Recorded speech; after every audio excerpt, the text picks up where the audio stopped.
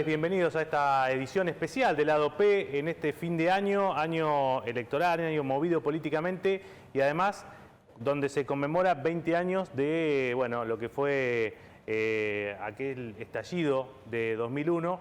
Tenemos un invitado especial, Edu, ¿cómo te va? Sí. Buenas tardes. Fabián, gracias, buenas tardes a todos. Sí, tenemos un invitado especial, un protagonista de aquellos días.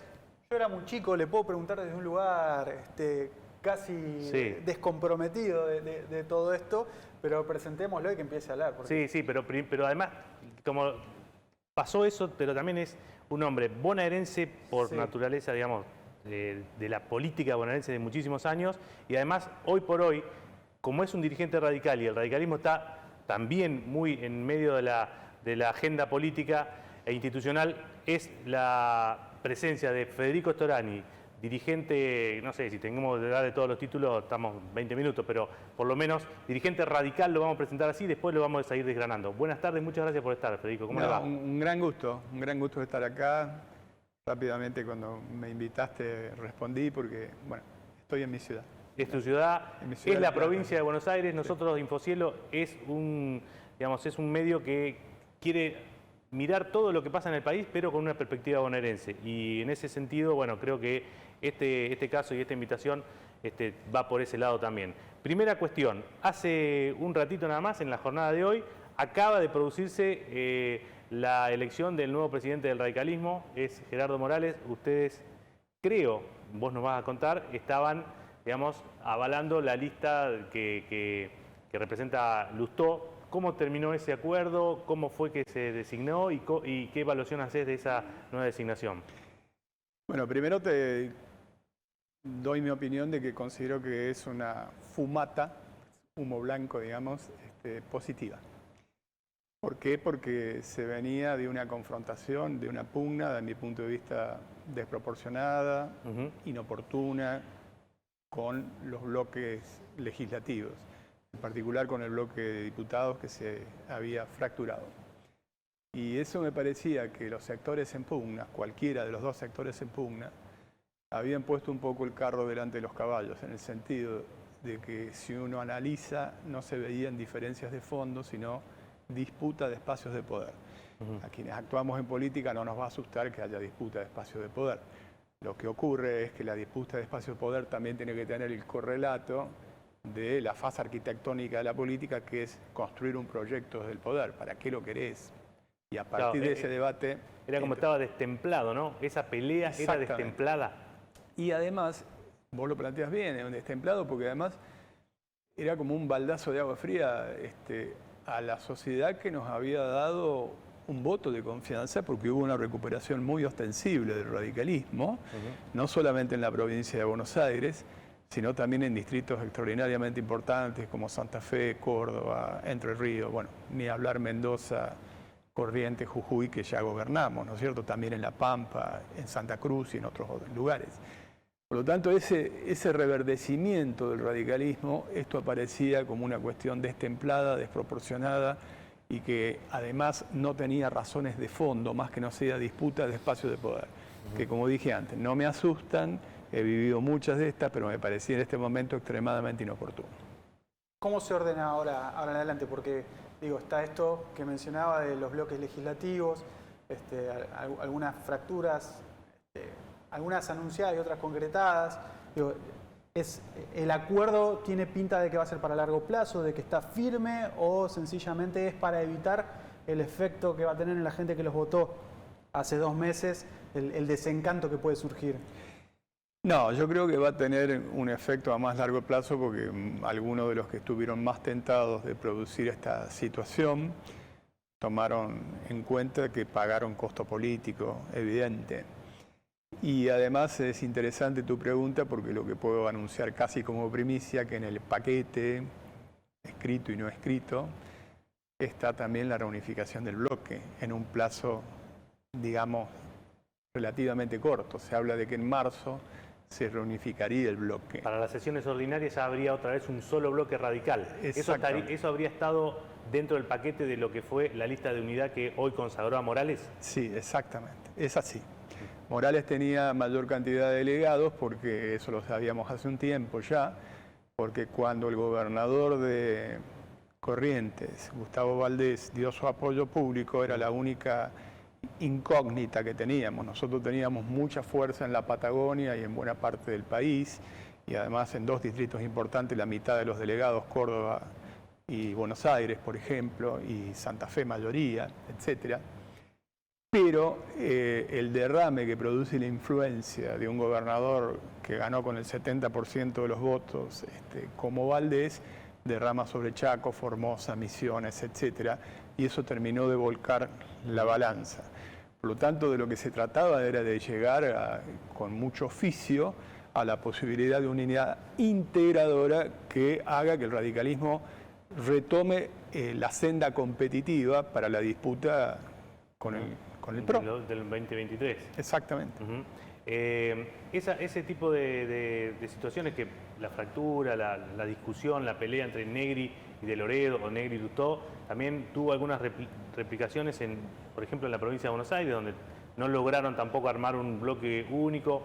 Después aparecieron algunos hasta concejales se animaron. Acá en La Plata, por ejemplo, una concejal que se referencia con Lustó se animó a plantársele al presidente del bloque. Digo, ¿eso se va a distender con este acuerdo por arriba o van a quedar todavía heridas abiertas? No, a ver, el que puede más, puede lo menos, ¿no? Entonces yo creo que va a ir dando una señal de un mayor clima de tranquilidad y de tender puentes para lograr consensos, y como contraprestación un mayor espíritu de integración. Porque, por ejemplo, en lo personal, yo soy amigo de Mario Negri, he compartido con él muchísimos años, no solo de militancia, sino cuando yo era presidente del bloque de diputados, él era secretario mío del bloque, pero viene de perder sucesivamente y por lo tanto, para que uno se aprecia como dirigente, tiene que ser receptivo del mensaje de las urnas y en algún momento tomar en cuenta que algo está diciendo y no estar en el microclima solo de lo que es la distribución de espacios de poder del Congreso, ¿no es así? Por lo tanto, yo creo que en buena medida esto que se anuncia un mayor criterio de integración y que eso luego derrame hacia todas las instancias provinciales, municipales, etcétera, genera un clima mucho más favorable. Acá en la provincia de Buenos Aires da la sensación de que está todo bastante alineado en un cauce, y por ahí el único que yo identifico un poco aislado es Gustavo Pose, intendente de San Isidro, ¿no?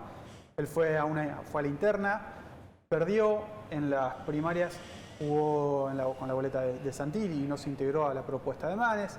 ¿A eso cómo lo analizás y qué perspectivas le das? Bueno, ahí yo creo que hubo un error, porque en realidad cuando Gustavo Pose decide competir dentro del radicalismo fue una buena noticia. Es el único intendente de origen radical que tenemos, por ejemplo, en el Gran Buenos Aires, el único, ¿no? Con volumen territorial importante, probado, con buena gestión y demás. Y yo creo que subestimaron al armado que hicimos nosotros de la lista Protagonismo Radical, donde estaba Juan Manuel Casella, estaba el grupo nuestro de La Corriente, estaba Evolución y también estaba Pose. Claro. Porque en Mar del Plata, no sé si ustedes recuerdan, hubo una foto donde decían que nosotros éramos casi marginales, que teníamos el 20%. Ese 20% fue el 49%, fue un poquito más del 20%, fue un empate. Tanto es así que la justicia reconoció que se aplicara el sistema DON en la distribución de delegados al Comité Nacional 2 y 2, que es lo mismo precedente que ocurrió con De Loredo en Córdoba en su momento. Por lo tanto, me parece que cuando Pose hace una pausa, desiste de su candidatura y hace un apoyo expreso a Manes, hubieron 48 horas de ventana para reconocerle lo que le correspondía, no porque se lo daban, sino por derecho propio. Es decir, que encabezara la lista de legisladores provinciales en la sección primera. Bueno, no, tomaron la decisión de... ¿Ese fue el pedido? Porque había trascendido que era un poquito más. Bueno, nunca es el único pedido, pero ese era el principal. ¿Y eso era imposible de conceder? Porque yo creo que era sencillo de conceder. ¿Quién más? Bueno, creo que las autoridades del Comité Provincia ahí cometieron un error de sectarismo. Lo ubicaron a Joaquín de la Torre, que no tengo nada tampoco contra él, pero la verdad que hicieron un mal cálculo hasta electoral. Claro. Porque vos fíjate que si hubiesen integrado a Gustavo Pose en la sección primera, La elección de las PASO, al ser la otra sección más voluminosa junto con la tercera, terminaba 18-18, no 23-15. Porque tenés que restar de un lado y sumar del otro.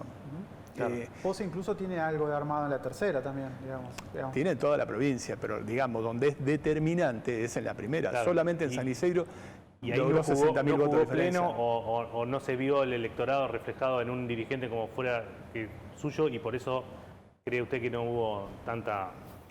Creo que sí, casi que lo empujaron, porque si en 7 secciones electorales le reconocen al que ganó la interna, justamente hacen la excepción con la sección primera, que había sido la que se había ganado con mayor amplitud. Claro, lo que aportó Pose a la lista de ustedes de evolución fue casi determinante para ese 49. Difícil que Pose no lo sienta como algo personal.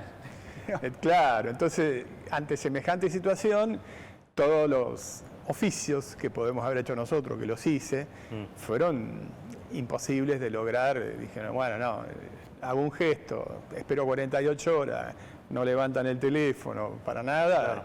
¿Y puede ser que se lo vuelva a integrar, digo, bajo este nuevo paraguas que se abrió hoy? Yo creo que sí, porque lo positivo de todo este proceso de reactivación partidaria, que además no fue por generación espontánea, les doy un dato que es muy ilustrativo. En la elección anterior interna a la provincia de Buenos Aires, solamente habían votado 40.000 personas, y en esta última 120.000, se triplicó. Es decir, pandemia. En pandemia, 26 de marzo. Yo que soy de acá de La Plata, la verdad que quién soñaba con que iba a votar tanta gente en la interna. Sí. Una interna sin glamour, porque era para autoridades partidarias, no era para cargos electivos públicos. Yo soy de Goné y era conmovedor ver media cuadra de cola de gente para votar en plena pandemia para autoridades partidarias. Se te caía un lagrimón, ¿no? Habían llegado a votar 3.000 en algún momento, claro, 3.000 afiliados. Exactamente. Bueno, dicho sea de paso, ahí le eligieron a Luciana Bartoli, presidente del comité de Goné, que es del sector nuestro. Y por supuesto que a mí me satisface que el radicalismo ahora, vamos a tomar... haciendo la similitud, cuando se da el paso, es con un partido que estaba en alza, ¿no? Claro. Porque con un partido de 40.000 votos no sé si se daba el paso. Claro. Yo le quería hacer una pregunta también, aprovechando este conocimiento de la provincia de Buenos Aires y también de la política argentina. Ahora hay un lío grande, impensado, tal vez hace unos años, por el tema de las reelecciones de los intendentes. Y en el radicalismo me consta, porque he hablado bastante, hay un malestar grande porque se considera que se hizo una ley que estaba ya flojita de papeles porque legislaba de manera retroactiva y encima se le metió un decreto reglamentario que contenía una trampita, considerando que un mandato dura 2 y no 4 años. Entonces, si vos te vas 2 años y un día, podés ir a un nuevo periodo. Los más perjudicados, me da la sensación, con esta ley, con esta trampita, son los intendentes radicales, porque los peronistas, o una gran porción de los peronistas, se pidieron licencia, se fueron a la legislatura, a gobierno de la provincia, a gobierno de la nación, y zafan. Y los radicales como que están enojados, viendo qué hacen. En primera, me gustaría saber qué opina sobre cómo se legisló esto, cómo se trabajó esa ley, porque era muy ostensible las trampas que contenía o las debilidades que contenía, y en segundo lugar, cómo se tiene que resolver. Bueno, es muy interesante tu pregunta. Primero porque yo creo que el gobierno de María Eugenia Vidal, que promovió, digamos, esta iniciativa, estuvo sesgado por esta cuestión de marketing, ¿no? Un poco más respondiendo a esta demanda social de las reelecciones permanentes, etcétera, etcétera. Ahora, cada pueblo, como cada familia y cada casa, es un mundo. Está clarísimo que en los pueblos y ciudades de menores niveles de población, la inmediatez de la relación entre el intendente y el pueblo, el electorado, el ciudadano. Claro.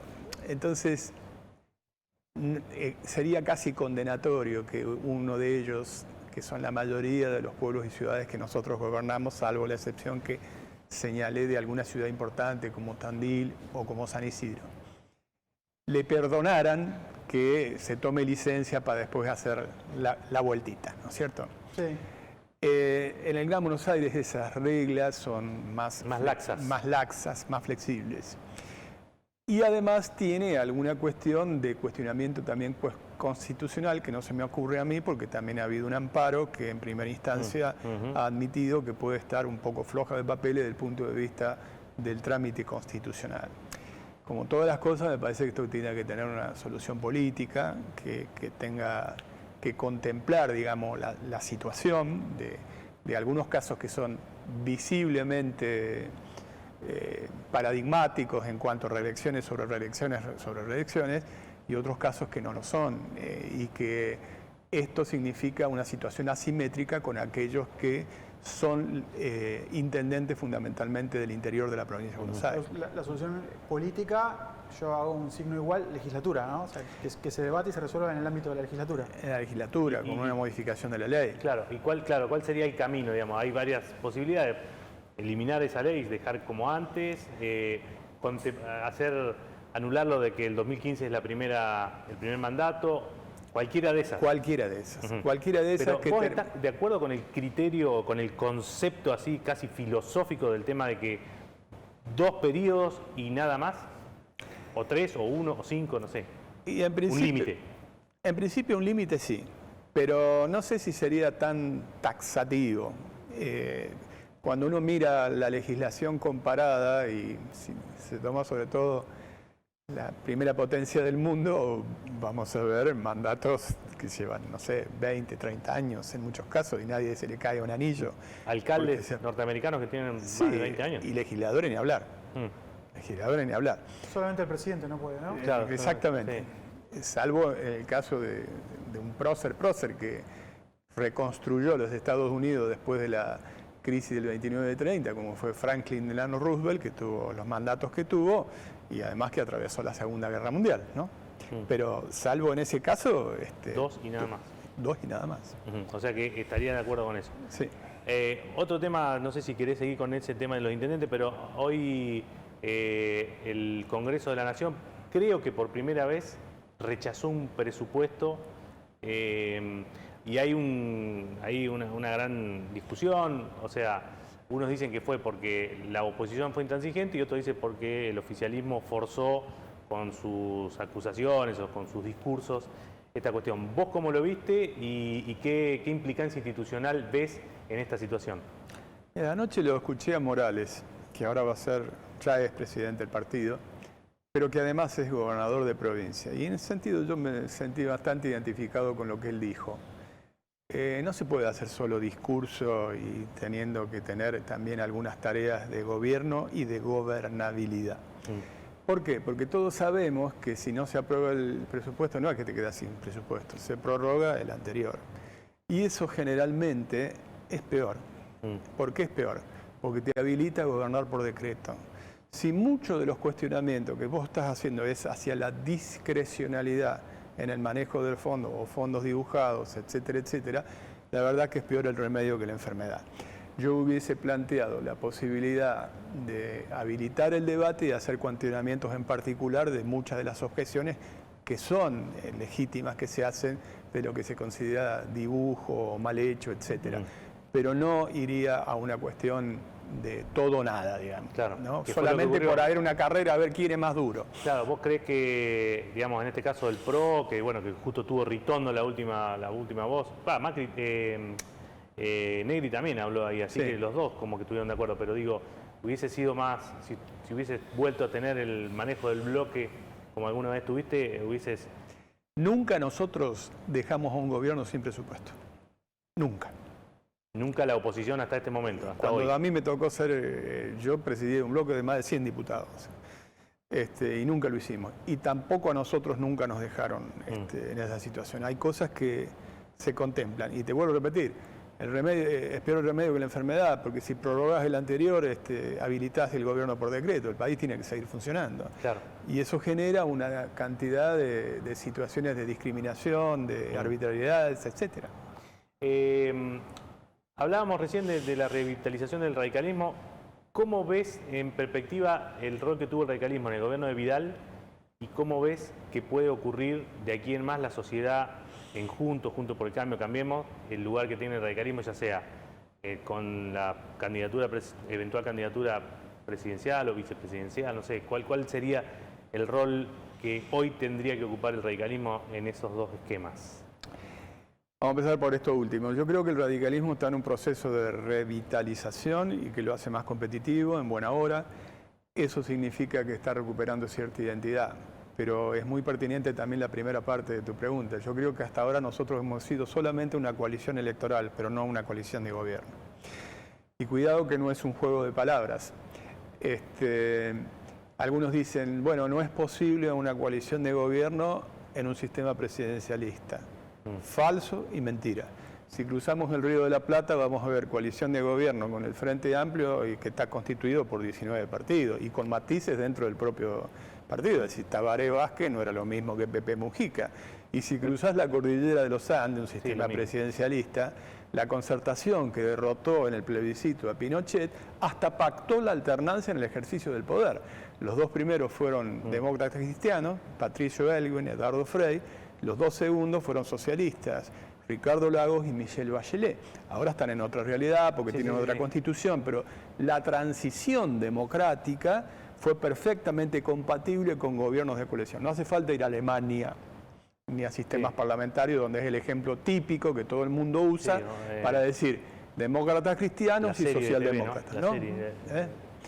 Entonces, la verdad que yo creo que eso depende de la voluntad política y el radicalismo tiene que ir por eso. Que no significa fue un error haber dejado que el macrismo gobernara solo prácticamente.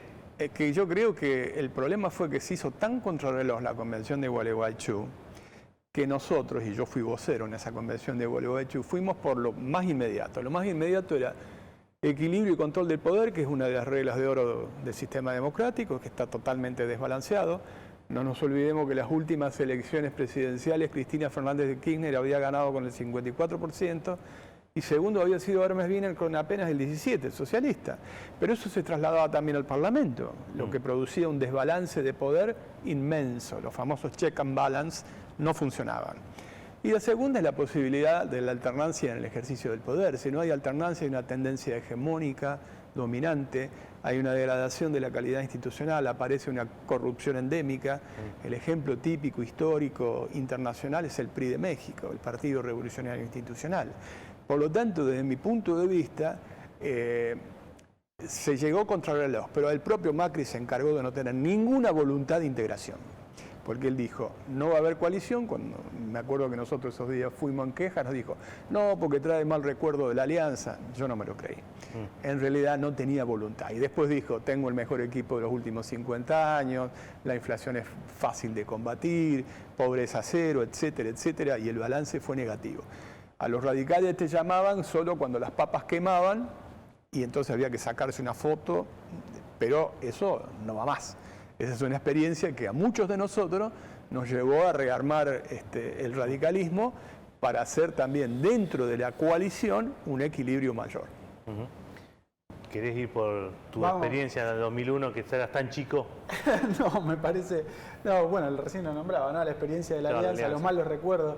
¿Se parecieron en algo el gobierno de Macri y el gobierno de la alianza? No, porque, a ver, el gobierno de Macri, para empezar por esto último, en realidad gana por una cantidad muy exigua y con un hecho precedente que volcó a sectores medios de la población a una votación casi inmediata, que fue la muerte del fiscal Nisman. Todos recordamos, fue un impacto. Yo recuerdo incluso como experiencia personal haber recorrido comité y la gente nos demandaba un acuerdo en razón de lo que veían de una degradación institucional muy, muy fuerte. Mientras que el tema de la constitución de la alianza tuvo un precedente que yo fui un protagonista muy, no digamos, para no ser pedante, nada, pero muy clave, que fue el Molino. La reunión del Molino fue 3 años antes de la constitución formal de la alianza, y estaba Chacho Álvarez, estaba Pilo Bordón, estaba Rodolfo Terraño, estaba Graciela Fernández Meijide. Nosotros pretendíamos una cuestión transversal con un tinte más progresista y se constituyó el Instituto Programático de la Alianza, que trabajó muy bien. Es decir, estaba mucho más, te diría, fuerte por tiempo que dispuso de propuestas programáticas. Lo que pasa es que de la Rúa luego en el gobierno no decidió tomar ese camino, decidió tomar otro camino. ¿Y el camino ese quién se lo impuso? ¿El poder real? Un poco el poder real, la herencia recibida que era terrible de lo que había dejado Menem, que mucha era deuda, ¿no? Mucha deuda, un enorme déficit fiscal, de gasto público, etcétera. Y también las elecciones que él hizo de creer que iba a poder ir capeando el temporal para tomar otro tipo de medidas, y una asesoría de algunos sectores como Santibáñez, por ejemplo, que era clave, que tenía su vínculo con el sector financiero, además de estar en la Secretaría de Inteligencia, y el denominado Grupo Sushi, que eran unos aficionados totales de la política, no entendían nada.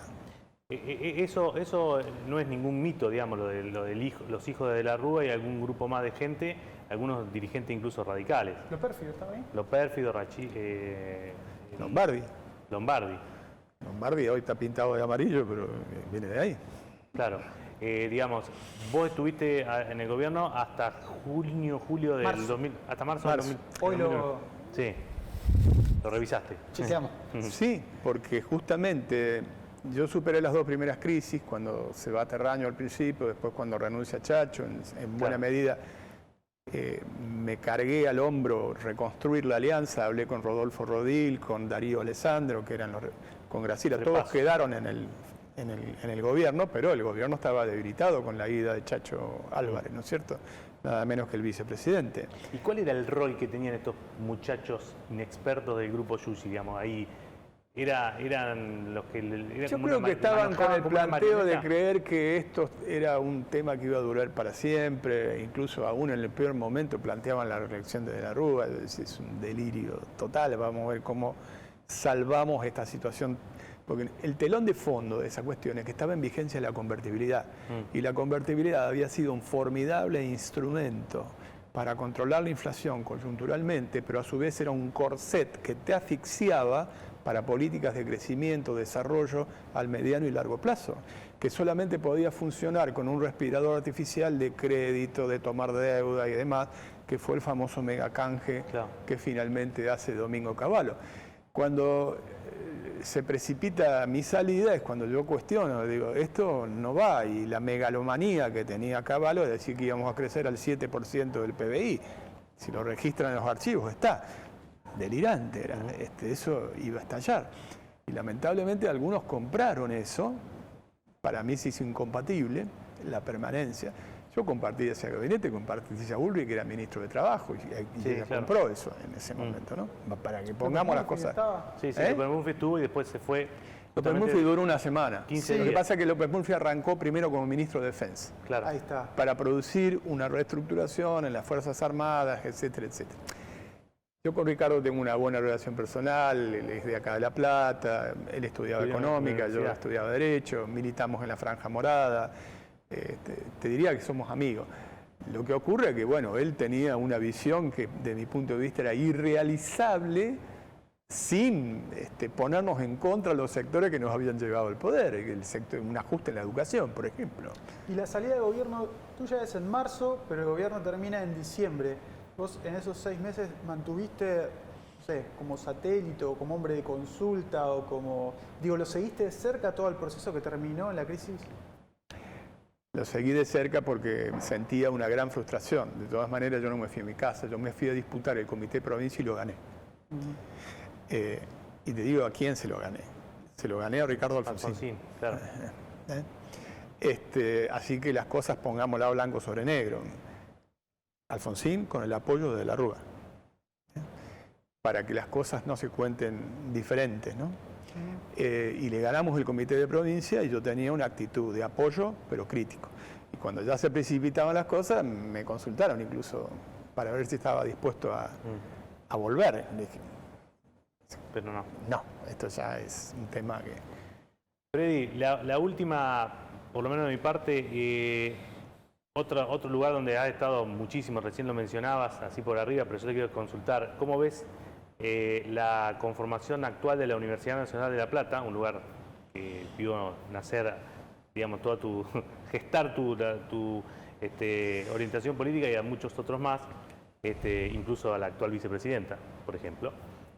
¿Cómo ves? Digamos, ha cambiado mucho, vos ya creo que estás alejado, no sé si serás No, soy docente. todavía. sos docente de Derecho. Soy docente de Derecho Político, siempre aclaro, por concurso. Empecé como adjunto y luego fui renovando los concursos. Primero fui adjunto de Rubinstein, de Juan Carlos Rubinstein, el papá de... claro, del del medio. Sí, exactamente. Yo cuando les quiero en broma decir a mis alumnos que yo soy la ejemplificación de la decadencia, digo porque mi cátedra estuvo Silvio Frondizi y Carlos Fait. Claro. Bueno, yo les tocó Y ahora ahora. estoy yo. Bueno, pero lo que quiero decir es que sí, sigo muy vinculado desde el punto de vista académico y amo la universidad y demás. Yo creo que hay una gestión que es muy encomiable en cuanto al crecimiento de la universidad y demás, y yo creo que hay que tratar de que se mantengan ciertos cánones de funcionamiento donde no haya planteos de sectarismo que permita poner objetivos por encima, digamos, de la situación de las visiones partidistas que en su momento se apoderaron de la universidad. ¿Y eso está pasando ahora? Bueno, un poco el ejemplo es que hay un acuerdo entre sectores que provienen claramente del radicalismo y sectores que provienen claramente del peronismo. Y el hecho de haber estado casi sin dar clases, hubiese tenido otra mirada desde si tuvieses una posibilidad de dirigir? Eso sí, eso creo que sí. Pero lo digo en términos del análisis de la educación en general. El denominador común que tenemos en el mundo con la pandemia es el concepto de desigualdad. Y entre los países más desarrollados y los menos desarrollados, y dentro de los países, a su vez, en las poblaciones, la desigualdad se ha producido. Pero en el tema de educación, que es el elemento igualador, sobre todo en la educación pública, porque es el que da la igualdad de posibilidades, de oportunidades, etcétera, se tendría que haber hecho un esfuerzo muchísimo mayor. Doy algunos ejemplos. Un relevamiento a nivel nacional indicaba que los estudiantes, 6 de cada 10 estudiantes no tenían dispositivos, claro. Y 4 de cada 10 compartían internet. Es decir, por lo tanto, la posibilidad de querer suplir la presencialidad. Estoy más cerca de aquel artículo famoso que se hizo en su momento en plena pandemia, La danza y el martillo. Un poco había que entrar y salir con suficiente flexibilidad para no tener un encierro permanente y para no tener una clausura permanente de los ámbitos, sobre todo educativos. Yo creo que habría 4 o 5 temas más para trabajar. Yo le quería preguntar si había algún punto de comparación entre la vieja coordinadora y la cámpora, por ejemplo. Pero, está buena esa pregunta. sí. ¿Te animás a responderla? Pero sí, me la han hecho muchas veces. Sí. No quiero quitar originalidad al planteo, pero rápidamente contesto que no, porque nosotros nos hicimos muy de abajo luchando contra una dictadura y la cámpora es una creación fundamentalmente desde el poder. Y eso es una diferencia sustancial. Mientras nosotros tomábamos un tren, como a mí me tocaba... yo era secretario de organización de la coordinadora. Un tren me chupaba 20, 22 horas, porque me tocaba la zona Cuyo, en asiento de madera. Y no es lo mismo que los que viajan en aviones. Entonces es otro tipo de construcción, con otra mística. No me arrepiento de aquello. La verdad que nos dio una mística extraordinaria. Y reforma, ¿no? Y eso después se traslada a algunos gestos o algunas actitudes cuando estás en el poder. Absolutamente. Si vos no mamás desde el principio, yo no subestimo y bienvenido que haya militancia juvenil. Ahora, si vos te formás con todas las facilidades dadas, etcétera, etcétera, también medio que te acostumbras y hasta te engolosinás. Mientras que si vos lo haces la coordinadora, fue vital para que ese emergente extraordinario que fue Alfonsín tuviera una recepción como la que tuvo en su momento y pudiera conducir con la enorme pericia que condujo la transición del autoritarismo a la democracia. Muchísimas gracias de mi parte, creo que eso sería todo. Bueno, muy bien. Federico Storani, ex diputado nacional, ex ministro del Interior de la gestión de la Alianza, entre otros muchísimos cargos. Muchísimas gracias por haber venido a charlar con nosotros y le deseamos para vos y para toda tu familia felices fiestas y bueno, mejor 2022. Sí. Bueno, muchísimas gracias a ustedes, lo mismo para ustedes y sus familias y a disposición para cualquier otro momento. La verdad que ha sido un momento muy agradable de poder reflexionar, así que con gusto, cuando me quieran ustedes cansarse Está bien. de contar estas cosas con todos. Lo vamos a tener en cuenta. Muy bien, ahí está. Federico Storani, muchas gracias por estar del otro lado. Volvemos con más Lado P especiales en cualquier momento.